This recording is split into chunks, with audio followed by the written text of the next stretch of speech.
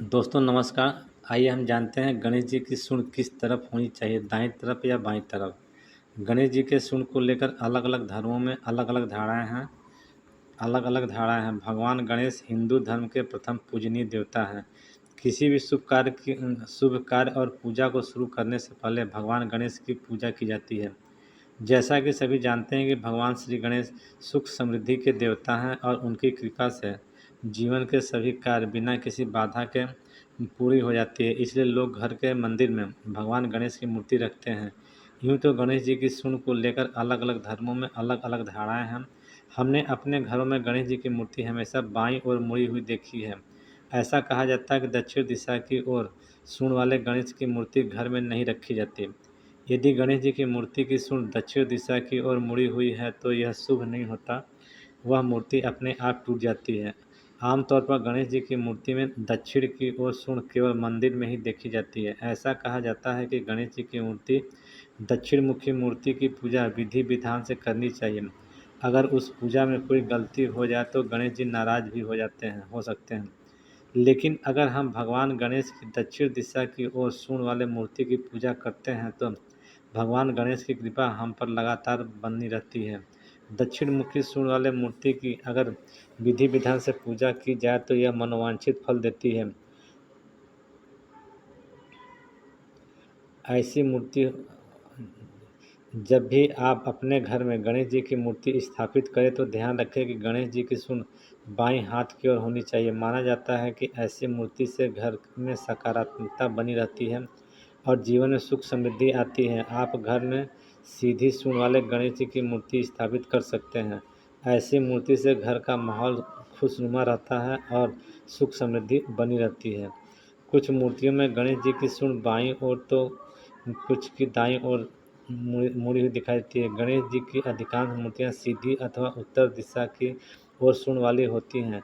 ऐसा माना जाता है कि जब भी दक्षिण दिशा की ओर मुंह करके गणेश जी की मूर्ति बनाई जाती है तो वह टूट जाती है। ऐसा कहा जाता है कि अगर संयोग से आपको दक्षिण मुखी मूर्ति मिल जाए और उसकी विधि पूर्वक पूजा की जाए तो आपको मनोवांछित फल मिलता है। गणेश जी की सीधी मूर्ति तीन दिशाओं में दिखाई देती है। जब सूंड दाईं ओर मूर्ति है तो माना जाता है कि यह पिलंगा स्वर और सूर्य से प्रभावित है।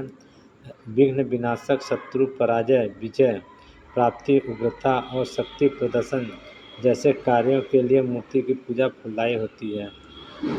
और यदि बाईं ओर मुड़ी हुई सूर्य वाली मूर्ति झंडा, नारी और चंद्रमा से प्रभावित मानी जाती है। अस्थायी कार्यों के लिए ऐसी मूर्ति की पूजा की जाती है, जैसे शिक्षा, धन, व्यापार, प्रगति, संतान, सुख, विवाह, रचनात्मक कार्य की ओर परिवर्तित सुख। सीधी सूंड वाली मूर्ति सुषुम्ना स्वर वाली मानी जाती है और इसकी पूजा रिद्धि सिद्धि, कुंडलित, जागरण, मोक्ष, समाधि आदि के लिए सर्वोत्तम मानी जाती है। संत समाज में ऐसी मूर्ति की पूजा करना है दाहिनी ओर सूंड वाली मूर्ति होती है तो सिद्धि विनायक मंदिर। यही कारण है कि इस मंदिर की आस्था और आज चरम पर है। जिस मूर्ति में सूंड दाहिनी ओर मुड़ी होती है उसे दक्षिण मूर्ति कहा जाता है।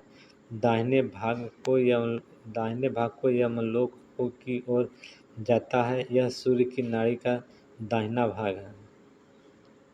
यदि गणेश जी की सूंड बाईं ओर मुड़ी हुई दिखाई दे तो हम इसे झंडा या चंद्र से प्रभावित माना जाता है, जो हमारा बायां स्वर है।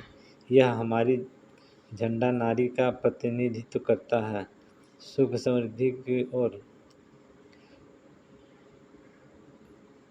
यह झंडा नारी का प्रतिनिधित्व करता है। सूर्य और चंद्रमा की सांसों से आदान प्रदान के दौरान हमारी नाक में दो स्वर्ण चलती है। अगर बाईं नाक से सांस लेते हैं तो इसका मतलब है कि आपका बाईं आँख काम नहीं कर रही है।